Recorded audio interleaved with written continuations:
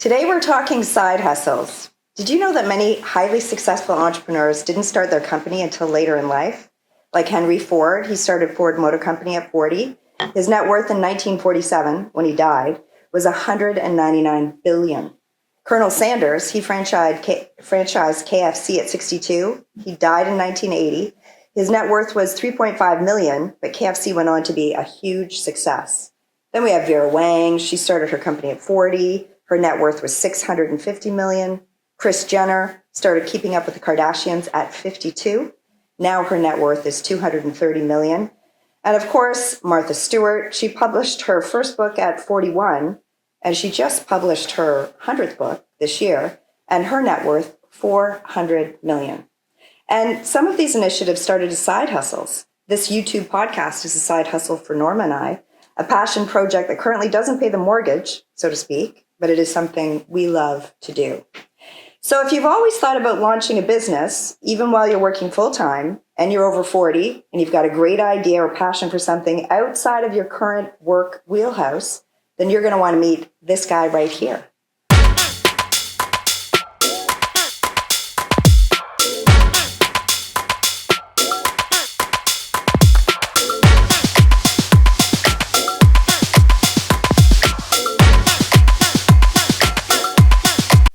So meet Nelson Lemos, science nerd turns to sales guy. Nelson is a leader in the world of sales, operations, and client success. Currently, he's the VP of Client Services at Premium Retail. His expertise in retail operations and his knack for innovative solutions have made him a key player in the industry. He's worked for many big guys in Canada, like Rogers, Samsung, Rona, to name a few. And his journey has been unique. He originally pursued a degree in biology, hence the science nerd reference, and later found his true calling in sales and marketing. But Nelson is not all work and no play. Outside of the office, he's known for his big personality and his zest for life. And he's always up for an adventure with friends and family. Nelson's enthusiasm for life and what it has to offer is indeed infectious. He's also a passionate advocate for work-life balance, though he has long suffered from FOMO, which he definitely has in common with Norma, big time. I can understand that. And Nelson's love for food is another fascinating aspect of his life, which we'll hear more about soon. Additionally, he is one of the founders of Four Fathers Food Company, established in 2020 during COVID, when Nelson was 49.5, actually. Yeah. And this side hustle reflects his entrepreneurial spirit and passion for gastronomy, which we will talk about today. So we're going to provide you with social media links below in the comments so you can learn even more about Nelson of the Four Fathers at your leisure. So Nelson, welcome. Thank you. Thanks for having me. You are, in fact, our fifth guest on Real Talk, and this is our lucky episode number 13. Awesome. So we're so happy that you're here. And let's first start how we all know each other. Norm and I. Do you remember? I know it was at Rogers. It was Rogers, right?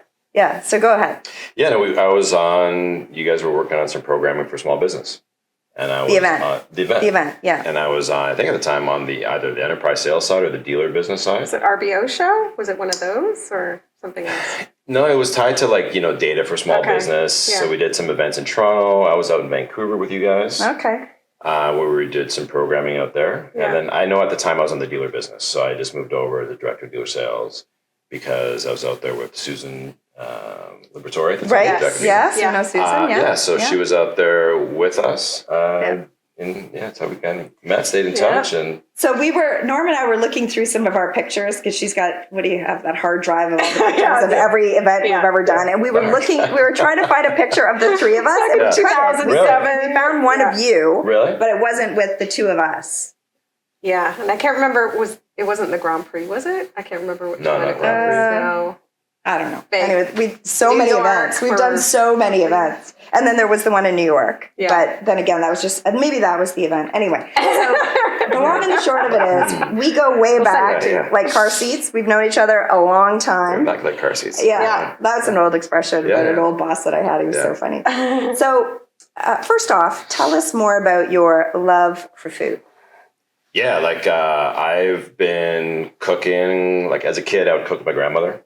So my mom worked retail. My dad had a pretty busy job as well. So I would help out in the kitchen with my grandmother. Yeah. And then, Making what? So I was like her sous chef. Like the one thing vividly, she's long past, but she was like an awesome woman. So she grew up, like she lived with us. I remember vividly, we would like prepare green beans. And she would I would be like her little sous chef. I love green beans. And then my dad who was a butcher. So we would be like, he would butcher stuff at home. Yeah. Not like he had like a full cow in the living room or anything like that. But, he would be like doing cuts of meat and I would always be in the kitchen kind of stealing stuff and whatnot. And then, fast forward a bunch of years, I go away to university and just, really fell in love with it.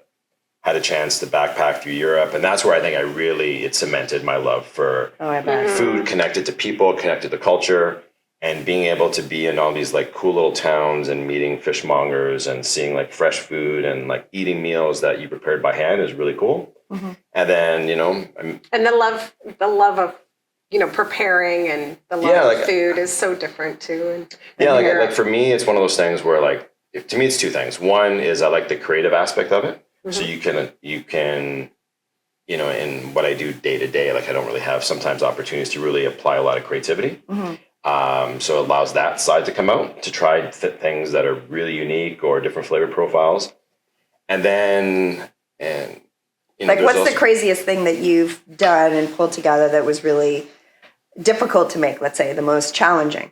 The most challenging. I'll tell you the one that was a complete flop was, I remember coming home from Halifax and I was excited to bring home salted cod. Like, you go to Halifax Airport. Halifax is such a great city. I love that. So do I. And Tracy, my wife, is Acadian. So, fish cakes are big in the Acadian culture, huge in the Portuguese culture. So I'm like, I'm going to make these freaking fish cakes.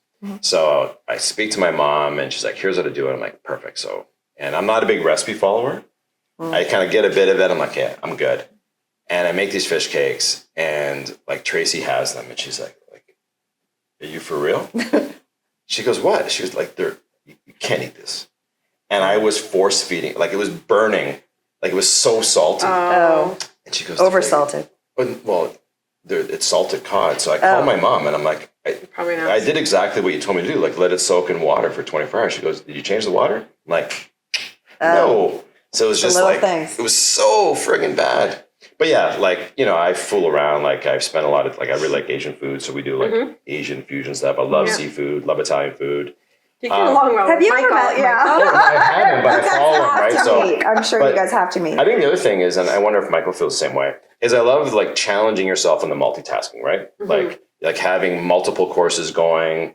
And finally, we just had like a seafood night at our house with Trace, her sister, my brother-in-law, my cousin and his wife, and our kids. And we've now added a bell. I'll tell you, it's a funny story as to how we got this bell. But it was like, the first course was, seared scallops with roasted asparagus. And then we did like oysters two ways. So like broiled as well as raw. And then like a couple different fish dishes and shrimp and whatnot. And it was just so much fun. Are you making it all? I'm making it all. Like, so we have a decent sized kitchen. So it's a nice hosting kitchen. But then what I found over the years is I do like a bit of my space. So everyone's kind of encroaching in the Get out of my kitchen. I'm like, how about Michael does that too. He does that too. Yeah. Get out of my kitchen. But it's hard, right? Because if you're trying to prepare dishes for multiple people and you want it to, it's a representation of yourself. You want to, I get it. it's not like I don't want a pat on the back. I just like food connects people, right? So it's like, I want people to enjoy it and sit down, but you also need like the mental space to manage it all, especially when you have like multiple timers going and whatnot. So much the timing. That's So what I kick people out of the kitchen a lot. So what we've added recently, so we just were in Nova Scotia for a family trip in October. And I mentioned this to Tracy's aunt. We were down there in Cape Breton. And I said, you know what we need in the kitchen? I need like a friggin' bell. So the next day we're doing this goodbye dinner. And she's like, I went to the schoolhouse and I stole the old bell. So now we have this tarnished, bell's probably like 100 years old. Yeah. So now we just started doing this first dinner. I'm like, so every course, I'm not going to do it because that was a bit obnoxious, but every course, somebody that's there gets to ring the bell. And it just kind of happened organically, and it was so much fun. So every course is like, That's fun. So, do you watch The Bear, by the way? Yeah, of course. That was great. I've seen it 3 times. Like I was nerding out. Okay. I don't know if I would like want to be the guy in the kitchen. Like it's so crazy. I also like the people I wouldn't like that at all. It's like no, but it was reminding me of the Christmas episode when you were talking about the 7 fishes. Yes, that's what I was thinking of. Yeah, and she had timers going out, and she's going nuts in the kitchen. Yeah. How are you with cleanup though? That's what I was wondering. Yeah, like I also have like a Portuguese mom, right? So my mom comes. So this is like our family dinners, right? So we host all the time. And like my folks come over and my mom right away starts cleaning. And I'm always just like, hey mom, like don't take the knife. I'm going to still use this. And they'll be like, see, that's me. I try to clean and Michael's still using that I am using that are gone. And my dad will come in and just like slam a beer and sit at the island and talk. And I feel bad because there's times where now, I got a new grill. So we'll be like, I've got 2 grills outside. So you're kind of like, I may have something on the grill, something on the oven. You're kind of running back and forth. And I want to be social, but I'm like, just give me half an hour. Now, don't you have your kids helping, or your Tracy helping? They really do a lot with Michael. Yeah, it's depends on what we're making, right? So we've gotten better at it, where I'll make a lot more prepped earlier, so you can warm it up, and then Trace has a few jobs that she works on, and then the kids are like more kind of hosting people. And then you do this. They're kind of runners a little bit, which I'm sure they're not excited about. Like they're slowly like Reese's 23, Logan's 21. They're now learning a lot more. Like they want to learn a lot more about cooking. So I probably spend a bit more time with Reese now in the kitchen because she wants to experiment a bit more. And Logan kind of likes it. He's just not 100% there yet. He likes the eating part of it. Yeah, for sure. We all do. Yeah. So tell us a bit about your side hustle and how it all started. Yeah, so it was really funny. So we started Four Fathers in 2020. And it all, like the impetus for it was one of the guys, Dave and I, who were friends for a long time in the same neighborhood, his mom used to make this red pepper jelly. So, we had spoken to Maria and we're like, you got to teach us how to make it. So we did this one video making red pepper jelly with her. So we used to joke around about like, we're going to launch a company. And in 2019, at his wife's 50th, our other friend John brought over a sauce that his brother Dino, who's a restaurateur, had made in his restaurant. This little jalapeno is very different than the final product we launched. But it was, if you think kind of like La Bamba sauce, like a bit coarser, suspended in oil, it was like that, but jalapeno. It was delicious. So we're at Michelle's 50th birthday party. Not me. Not you. And we're, eating dinner and I'm adding this sauce. And I'm like, John, like, why doesn't your brother do something about this? He's like, no, so he has a small little restaurant and it worked really well for his family. Like he had an Italian hot table. So like open for breakfast and lunch, kind of done by 2:30. And then as the night progressed and we were drinking wine, I've always kind of been in a sales and a marketing capacity work-wise. I'm like, here's what I would do. Like you can get dreams, like we can launch a website, no problem. We'll go on Shopify. We'll find a pick, pack, and ship partner, integrate with their back end, and then we'll find a co-packer so we can be certified. And then John's like, maybe we should like grab a glass of wine with my brother. And then because Dave and I had already been talking about this, we all just kind of did it together. So the next week we met and we're sitting around and I said, listen, here's kind of my take on things. I hate the notion of like, we should one day bucket list. I told my mom I wouldn't swear very much because I did a podcast once before and she was like, you swear way too much. That's okay. I was like, I don't mind. I was like, F it. But like, for your mom. For Delia, I'm not going to say the F word. Though at this moment in time, it would work. I just said like, F it, like, let's just do it. Like, what's the worst that could possibly happen, right? Because I hate this notion of like, oh God, we're too old. So we just started, right? Yeah. Good. So this is like January, 2020 now. During COVID. Yeah, just before COVID. Before. Just before COVID. Yeah, okay. March Yeah. Just before COVID. So then COVID hits and I'm coaching rep hockey. I was traveling a ton for work. So now I'm grounded for traveling. Hockey's done. So we all have this extra time. Dino's restaurant, like the poor guy's restaurant, it was devastating for him, right? Like I was in the DIY space. I was at Rona. Like literally we stopped looking at our sales numbers because every week was just like, oh my God, we're killing it, right? So then we had all this time and energy and we just started putting it into branding and everything else and did it ass backwards in a lot of ways. And then So it was great timing because a lot of times, Yeah, it totally was. because COVID can suck for a planning. lot of Yep. reasons, but yeah, it was good timing for that. Yeah, like for us, there was two things that jumped out. One was we had all this time, right? Mm-hmm. And at first, a lot of our wives were like, "You guys are just getting together on Thursday nights, like hanging out." I'm like, "No, seriously, like we got these ideas." So you had a lot of time together. And the other thing that was really important is, so I'm Portuguese, the other three guys are Italian. And one of the things that for me specifically with food, I was eating, God, like 3/4 of my meal in my Tahoe, driving to a hockey arena or on the way home or from work. And food at the time for me had become so functional, right? And then all of a sudden we're spending all this time at home with our family again. And that part, like I would go back in a second to it, right? And we started, as we would meet on Thursdays, we'd have these conversations, and it was like, do you remember as a kid? And it was like food in our family was a connector of people. Yeah. And then the guys had the exact same conversation. And the more we started talking about it, we're like, man, imagine if we could create a product that will help people cook. It's going to be really friggin' tasty, but make cooking easy. And if it helps connect people and bring people across the table, wouldn't that be awesome? And then the more we talked about it, which is kind of how the name came about, right? It was like, well, 4 dads, obviously. But then we talked about our forefathers. We're all kids that were born here because of our parents taking this massive risk as immigrants. So it was like, let's have something that celebrates our forefathers as well as forefathers. And that's how it all just kind of I love the name. came together. So do Yeah. I. And then our first sale was December 16th, 2020. And it was wild because we Online had, sale? Like it was Yeah, it was- online it was- at the yeah, time? yeah. Yeah. we did a big pre-order, and it was fun at first because it was like, like my mom bought 3 jars. It was like, but like at first, then all of a sudden we started seeing like orders coming in on our pre-order site, people like we'd never heard of, and it was friends of friends and whatnot. And then what was really wild is so now we have this pre-order. Now we got to make this freaking stuff, right? Because we hadn't like manufactured it yet. Oh. And like we had done a ton of work. It took us 6 months to find a co-packer because we decided we wanted to future-proof ourselves in that we could have done it in like one of those like ghost kitchens or whatnot, but we wanted to make sure from a certification perspective for retail that we were doing it the right way.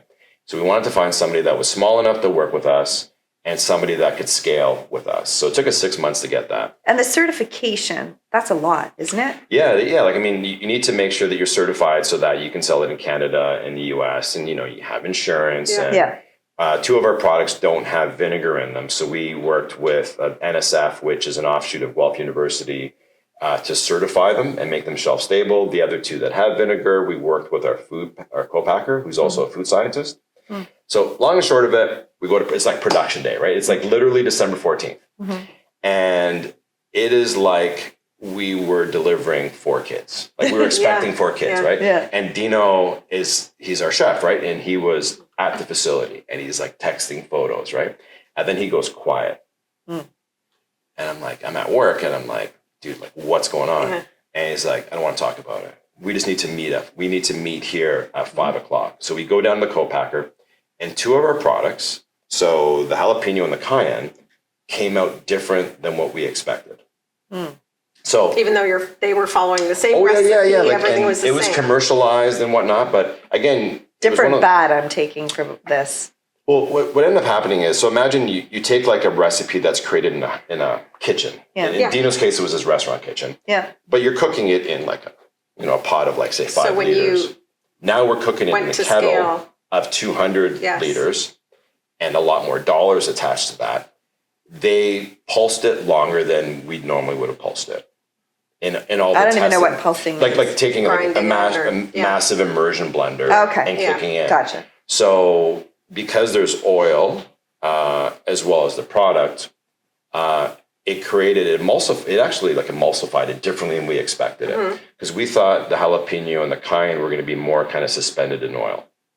So now, like everyone's losing their mind. So it's just the way it looked, or did it also taste different? Well, this is what's funny about it, right? Because when we first started, I said, listen, I think we need to have some ideas on how we make decisions. So there was a moment in time in my life where I was pursuing ambulance. And there was a call that I have, and I won't talk about it completely, but there was a call where What do you mean pursuing ambulance? I was a certified attendant. So I did my I didn't biology know degree. this. Did you know that? I didn't know this. I did my biology degree at Western, went to Humber College, did the ambulance program. So part of the ambulance program, you treat. So I did 450 hours in ambulance. I've saved people. I've had, had dead people in my hands and saved lives, which is incredible. Wow. But I also realized in that moment in time, I couldn't shut it off. So it wasn't like I was at home sucking my thumb, crying, but it was just like, I remember like dropping a kid off at Trillium Hospital who had gotten hit from behind in the boards. Portuguese parents, like I'm talking to the dad, like I'm on the ice treating this kid. And I grew up playing, I still play hockey. And I'm talking to this dad and I'm like, I'm dropping this kid off. I can see the pain in the parent's face. And I have no idea what's going to happen to this kid. Like maybe, like we certainly didn't make him any worse. But I'm like, that's what I'm going to do every day? Like I'm going to go into people's worst moments and I could help like at that moment, but I struggled with the fact that I lost touch of it. There was no closure for me. Yeah. And I was like, I'm going to be a miserable prick if I do this as a career. So I decided not to.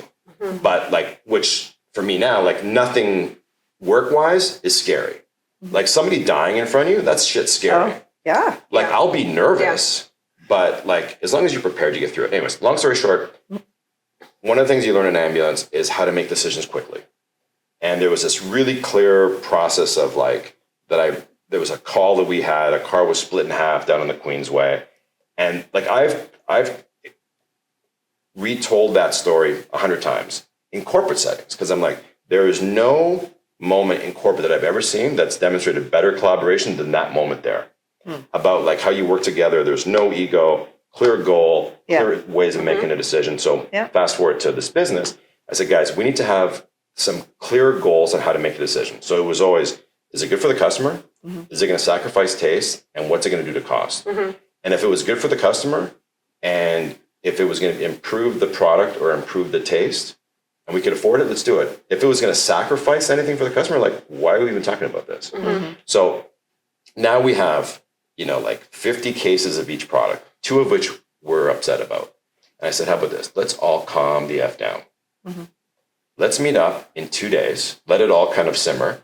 We'll go to Dave's house and we're going to open it up with naked eyes. Like we've never tried this product because the only 4 people that know what it's supposed to look like are us 4 assholes.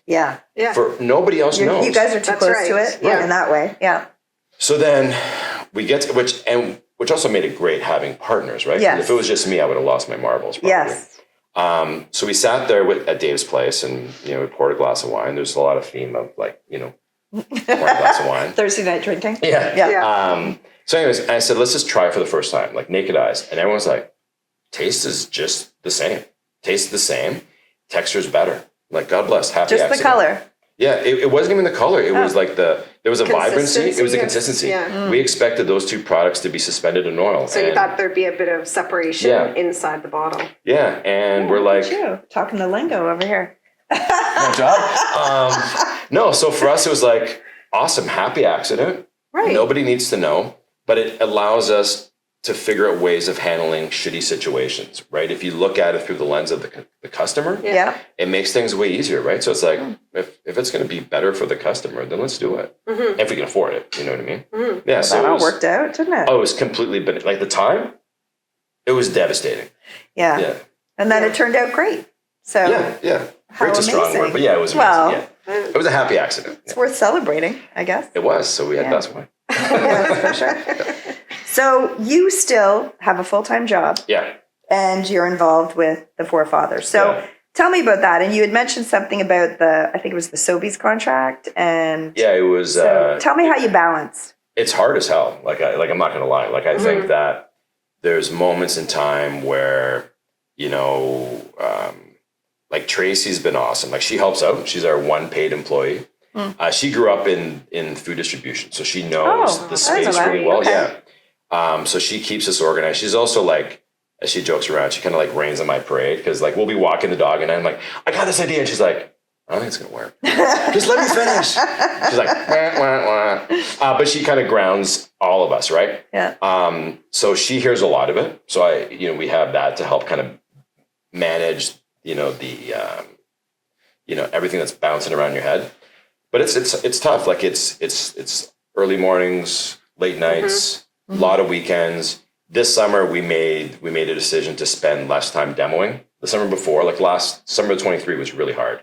Like we were demoing a ton, and you're just pulling time away from the family, right? Yeah. Our kids are getting older, but they still like, I want to be present and have fun. So and demoing is like when you go to Cheese Boutique? Yeah, like sampling, right? Yeah. And which to me, sampling is the best thing we could do because number one, I'll sell anybody under the table with our product. And I have a chance to hear from people firsthand if they like it or if they don't. So it also takes like some thick skin because not everyone like, you think everyone's going to love your product and you're like, well, if you don't like it's it, hard it's when okay. people don't love what you're so passionate about. But they have different tastes. Everyone has different tastes. Of course, right? Yeah. But yeah, so it's tough, you know, so we try to meet once a week. And everyone has a full-time job. Everyone has a full-time job. And everyone's job is different as far as hours go. Everyone has different flexibility in work. And I found that's where has caused problems sometimes. Not problems, but it's just made it difficult, you know, from a business continuity because there's times where, you know, Dave's had a bit more time at times in the morning, where for me, mornings were really busy. And then Dino was at the restaurant, so like he was cooking. So so we were like, hey, we just got to figure out a way of establishing that, like in terms of like approvals of stuff. Yeah, we spend a lot of time, and it's a really nerdy thing to do. But have you ever used like a RACI chart? No. RACI chart is like but it's like talking about RACI charts. Isn't it like a timeline? Yeah, I know. Yeah, it was Brad who was talking about it. Yeah, it's like responsible, accountable, consulted, informed. Yeah. So we said, guys, here's all the things we have to do. And we need to be okay with the fact that there's certain things where, so Dave, who does most of like our social media, creative, he's built a website, like he's so tech savvy, but also like super hands-on, has learned a ton. We're like, Dave, as much as that's kind of falls in your wheelhouse, you don't have complete control. Like, you still need to get some insight from us. We still need to approve because it's our brand. Right. You know, Dino, you're completely accountable for food. Like we'll be responsible to give you feedback, or we'll be like the inform on stuff. So it's like being able to establish the different workflows. Just like we're doing it all. Yeah. You know. But I would imagine with four of you, you'd have to have a very clear separation of the different responsibilities. Yeah. Because I know even with Norm and I, and that was, so many people said, you know, don't go in business with a friend. It'll kill the friendship. It's never going to work. That was 18 years ago. But I think Norm and I have very different roles in everything. Yeah. You know, we're not tripping over each other. We have different expertise. We don't need a RACI chart. We don't. No. But I can see when you're more people. But you've probably established one. That's like organically, right? Yes. I think what we've done is try to just get really focused on it and just allows it to be balanced so that, you know, like not one person taking all the action items. And it's kind of, like I said, a pretty disciplined way of doing it, but it really helped out. And then it's also something that allows us to go back to. You know, once a year we have a breakfast that's just on like, are we all in? Like, because every year the demands get different. Right. You know, what made us successful 2 years ago is not what's going to keep us successful now. And then, you mentioned the thing about Sobeys. It was actually TJX. Oh, okay. It was crazy. Like, and that was when we decided TJX is Winners. Like Winners Home Sense. Yeah, it was like we met Nelly, who's a super nice lady. We met her at an event, and then they're like, we want to talk to you about your product. And I'm like, wow, you thought you were just selling product, but you're getting, you're getting distribution. Yeah, we got distribution super early, which was crazy. Amazing. Anyways, that's another story unto itself. But so what I was getting at was I'm talking to Nelia, and I'm like, she's like, here's the day we want to meet. And I'm like, oh my God, like I'm traveling for work. And I'm like, I'm going to be in BC. So like Healthy Planet, when we pitched them, I was in BC as well. I pitched them at 6 a.m. because they're like, we're meeting at 9. I'm like, all right. And then like that same week, I'm pitching TJX. I was in Pemberton. So Pemberton's 17 kilometers north of Whistler. I was in a friggin' pickup truck in the middle of July. Hoping you have Wi-Fi. Well, and therein lies the challenge, right? So I'm tethered to my phone on my laptop. It's 40 degrees out. I'm supposed to be, I have like a half-hour break before we're in a client lunch. And I'm sitting in our rep, like the district manager that worked for me at the time. I'm in his truck. I'm like, John, I need a half an hour for a call. And I don't want to have the air conditioning running. Because like we talked about this here, right? Background noise. Yeah. And I don't really want them to know where I am. But I did say, I'm in Pemberton. I'm looking at the mountains. Yeah. And luckily, the network quality was bad for video, so I could turn off the camera because I was sweating like fully because it was like not nervous, but it was hot. So like legitimately hot. So we pitched TJX, and they were excited about the proposal, really liked the story. They had tried the product, so we landed them. So I called the guys that night from my hotel room. I said, "Good news, bad news. We landed TJX. Last time I'm going to have a meeting during the day. It can't happen. Yeah. Like it's too, like, I got that. I got to keep church and state. You know, I wish, like, our goal is for this to become big enough where this is all we do. We're not there yet. If we ever get there. But so we got a food broker. So now we have a food broker. She's great. So she allows, so when she wakes up in the morning, we're one of her brands that she manages. So we know that she's going to be our steward of the brand. When there's a big pitch, like when we pitched Longos, like I did the presentation of Longos, she helps set up the meeting and she manages the day-to-day. She does a ton of work for our brand. We meet like once a week with her. And she's an early riser, so it actually works out well because if I'm traveling, I'll be like, hey, I'm going to be at the airport at 6 a.m. Right. She's like, all right, like, I'm up at 5. I'm like, all right. So it keeps that balance. Yeah. And what about separating church from state? I know when we were still at Bell and we had launched Reel, but we only did communications at the time. We had to be, and we told them all of it. We had to be lily white. We had to make sure we're not doing anything on work time. Like it would have to be on a lunch hour. It would have to be after hours. We can't use their equipment. Like we went through all that. Yeah. Yeah. So similar for your guys? Yeah. Like I was really transparent. It was funny because when we first kind of went live, I get a text message from a colleague and he's like, what the hell's this? And I'm like, oh my God. Like, I don't know. He stumbled upon, like, he was like, what, your website or something? No, he's like following me on Instagram. Social media. Oh, yeah. Be found out. Well, yeah. So then I was like, hey, call my boss. I go, listen, here's the reality. Right? Yeah. And then when I started with PRS and we were kind of going through the interviewing, I said, listen, I just need you to know up front, like I have a food brand. And I said, but I'll tell you, like years ago, I wanted to do my MBA. I was studying for my GMAT. Tracy got pregnant. And then life took a different path. Like I will go toe to toe with anybody that's come out of an MBA program with what I've learned in the last 4 years. Like it's absurd. True. Yeah. And learning it with your dollars, like, you know, blood, sweat, and tears, like on your knees, mercusing sometimes, like, you know, pitching to somebody. Every aspect, right? Yeah, exactly. Right? Like you have to learn. Soup to nuts, all of it. Yeah, I like that expression. But it's one of those things where it allowed you to be super involved, but I also wanted work to know that I'm going to manage, like I'm very clear as to what pays my mortgage. But they were like, hey, that learning that you have is going to make you better in a lot of different aspects, right? So when we have conversations about stuff, we're like, how do you know that? I'm like, well, I know because I do it. Yeah. You know, like we talk about like, you know, Google My Business and all this other stuff that we had to learn ourselves, or how to negotiate with a retailer or margin expectations and how like supply chain works and all that stuff. Like, like we've learned it, you know? So it's, to me, it's an additive element. And, you know, we just keep it separate. Yeah. And if there's ever going to be a situation like I had just started and I was like, hey, we're going to be at Taste of the Kingsway. So at 5:00 today, you're going to see me demoing on Bloor Street. And I know you live in the neighborhood. So just FYI. She's like, oh. And like this, buy some. But it should be a good thing, and you should be allowed to have a side hustle. And if it's something you're passionate about, I mean, that's what we're doing right here too. That's right. Well, I think it also allows, like, you know, if it's managed the right way, there's ongoing learning, right? So you have the ability of expressing and fueling this passion and creativity that will ideally you're going to learn more from that you can then apply elsewhere, right? So for sure, they've been really, really cool about it, and it's every once in a while, like, you know, like. We're in a call and somebody mentions something like enough already. Yeah, like don't bring it up. Like I saw your product. I'm like, yeah, I get it. Yeah. So tell me a bit more about the other 3 guys. I know 2 are brothers, but so they're all friends. But tell us a bit about your partners. Yeah, so 3 of us grew up, like, have been in the same neighborhood for, call it 15, 16 years. So we all live just north of Streetsville and kind of Levi Creek, that little pocket there. Okay. Dave and I have been friends since our boys were in JK. I met them, you know, like Pittsburgh was playing Detroit in the finals for the Stanley Cup. We met because our boys were playing basketball on the court together. And then we've been friends since then. John came into the mix a couple years later. So like our families travel together. We hang out all the time. We were together Friday night.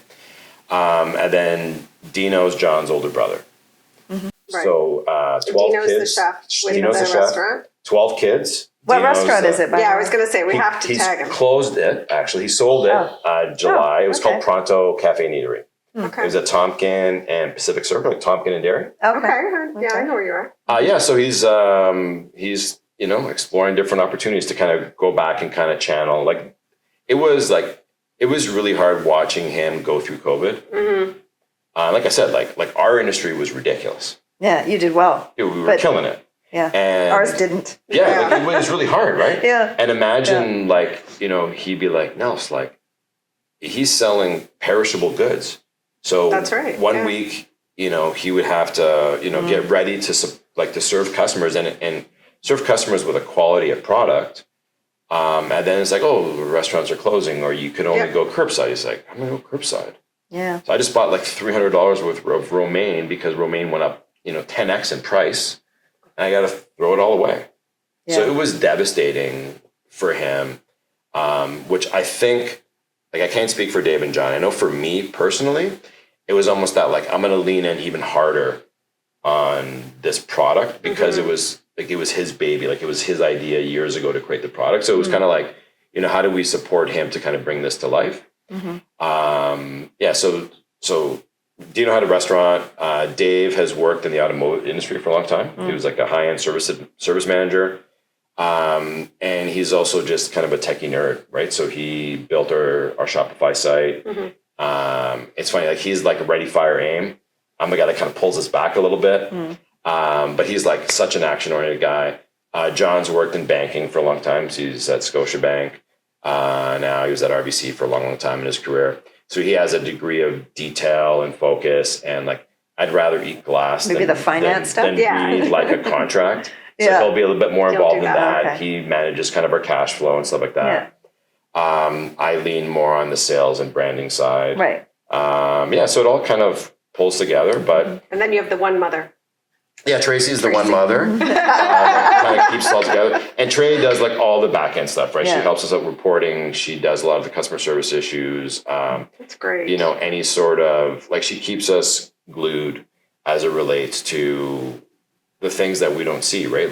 Handling, making sure that our inventory is up to date, making sure that, our logistics are, the trucks picking up product from our warehouse to get it to our distributor or not to our distributor, to our warehouse, so that the distributor can pick it up. All that stuff. I'm like, that's pretty easy, right? She's like, no, it's not easy. No. And so she's on top of it. But you guys are all good friends. Oh, yeah. So we, similar to Norm and That's right. I. And when Yeah. people are saying I'm sure you heard that too. Don't go into business with your friends. And it's hard for sure. Yeah. I think that there's been times where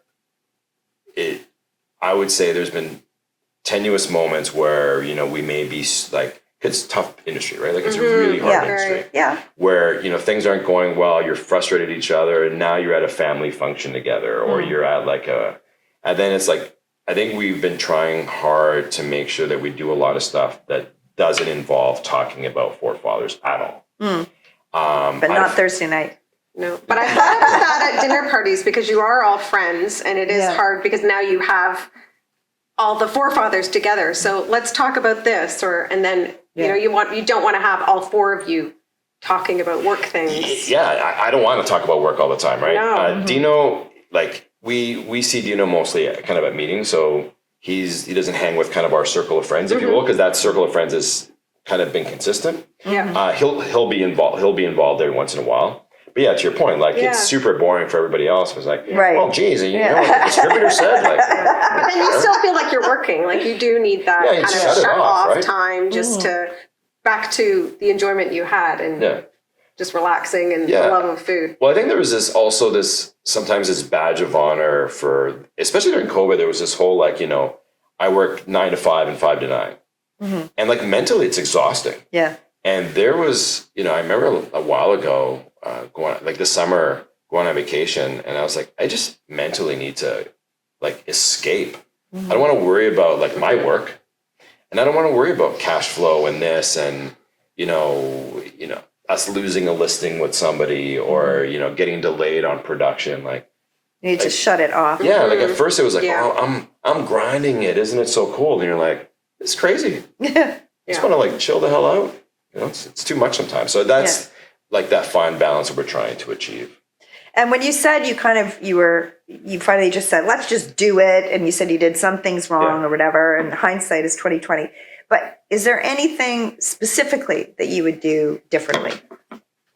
Not that you can, but just if I just could, for fun. if I can get in the DeLorean and, you know, wind back to tape. Go back in time. I would say the one thing that we did at the beginning that we thought made it was the right move, that in hindsight, I wish we would have grown slower with distribution.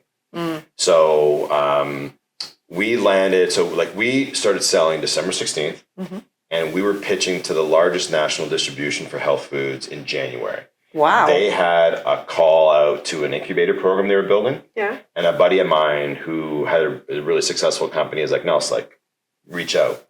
So we pitched. It was we pitched well. Like, it was a good story, and we landed them. So we got a distribution nationally February 2021, which is absurd. And they've been great. Like, don't get me wrong. But the problem was, all of a sudden, you know, now we're talking to a lot of small independents, but also some majors. And, you know, it's a different game. Like, it's a different game financially. Yeah. And I think we didn't necessarily realize how much it was going to cost. You know, there was a moment during COVID where there was a huge, like, support local. And not to badmouth anybody, but like, support local now, in my opinion, is marketing speak. Because now it's like, hey, like, Michelle, I love your product, but the listing fee is X. But I'm really small. Michelle, as I said before, we love your product, but the listing fee is X. So it's burdensome, right? And listing fee, what do you mean? So like paying to get on a shelf. So, okay. So there's two things that happen. So there's some retailers will have teach listing us. fees. We don't know. Yeah. So some retailers will have listing fees, right? Okay. So but not all. Not all. So you pay X amount to get, you know, times the number of SKUs you have to get on the shelf. Oh. And that gives you placement and whatnot. And then other times they'll say, you know what, we'll do you a favor and give us a discount on the first order. So the discount on the first order could be bad or good. In some cases, it's 100%.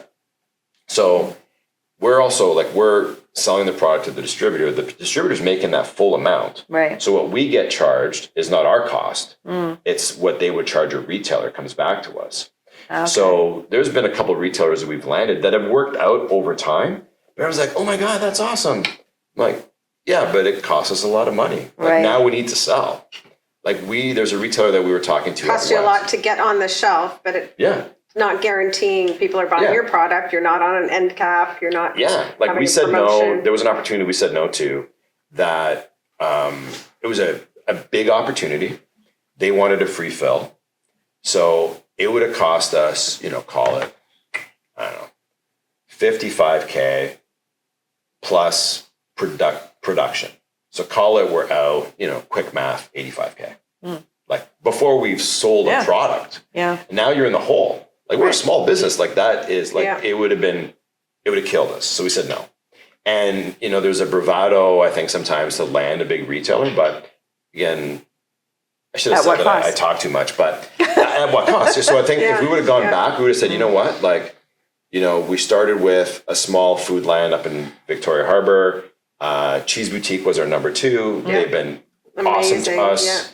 And such a cool retailer. Yeah, like, I nerd out about Cheese Boutique all the time, just because like, everything they're doing for me, you know, I think, you know, not that I'm pitching to get a job there, but I just love their approach to creating entertainment around food. And the quality of food and how hard they work, and they're constantly reinventing themselves.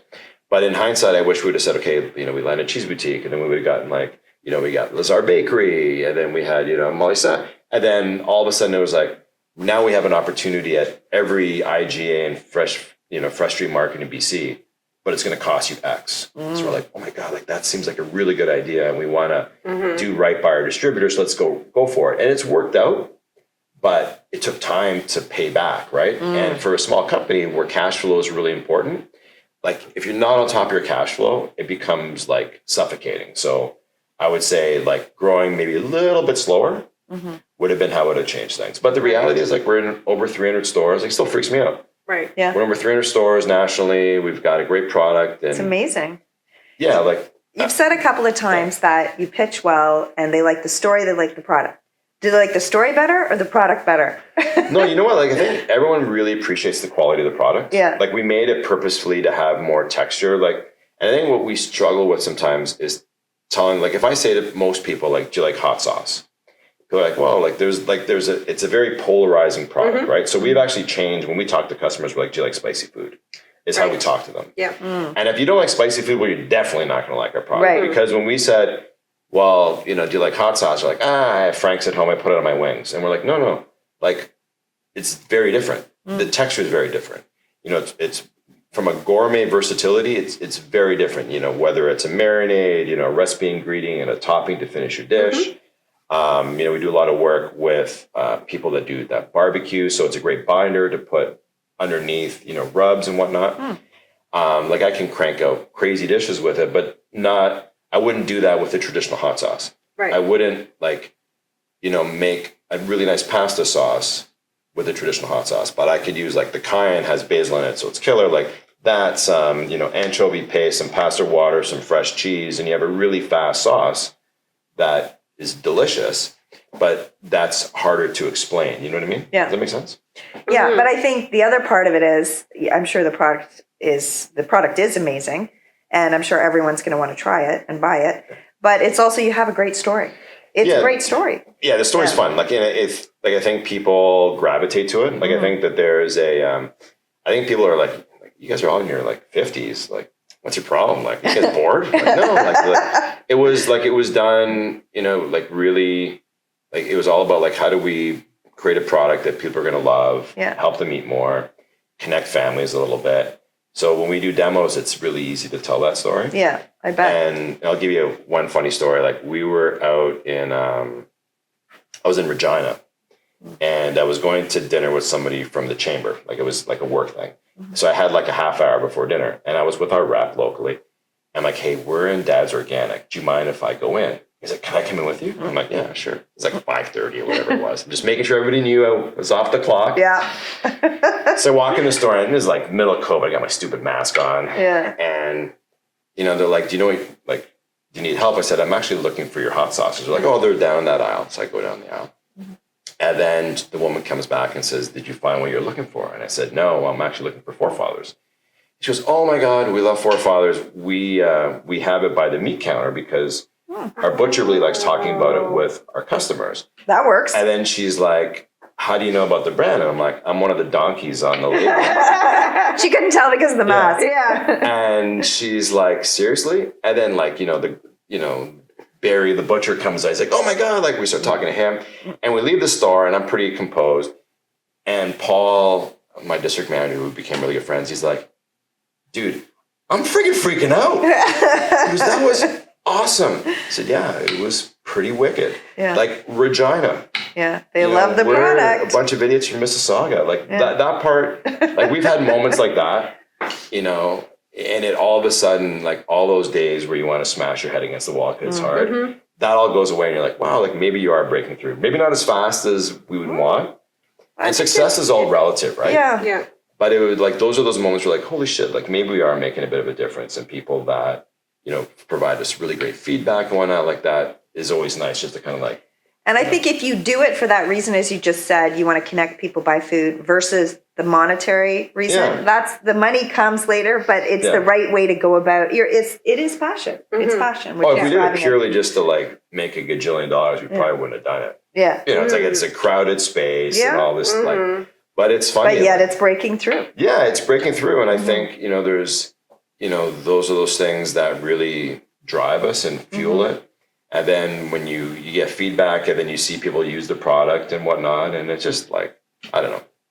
It's really nice to kind of have that connection back with customers. We're like, oh my God, like, this is delicious. You're like, oh my God. That's amazing. We agree. Feedback. Like, I would love to hear that about my product. Yeah. And so the business is doing well. You're saying maybe it's growing a bit slower than maybe you wanted, but it's growing well. It's only been 3.5 years, right? Yeah. It's like Almost 4. Yeah, it's officially our 4th year. Like we just did our 4th year end, if you will, because our accountant wanted to do it October 31st for some crazy reason. So we're in year 5, our fiscal year 5. We've got there's this year will be an interesting year for us, right? Like we're really dialing into what works, what doesn't work. We're going to make some tough decisions on stores that may not be our fit, and it's okay. Yeah. It doesn't work for everybody. We have a new partnership with Cheese Boutique, which is great. So they're helping out with some of the distribution stuff, and they're awesome to work with. The independents are still like the lifeblood of the accounts that we work with. The big guys are great too. Like I'm not going to take away from that, but it's always interesting to kind of talk to a business owner as well, right? You talk to an independent, it's like their store, right? So there's a degree of intimacy.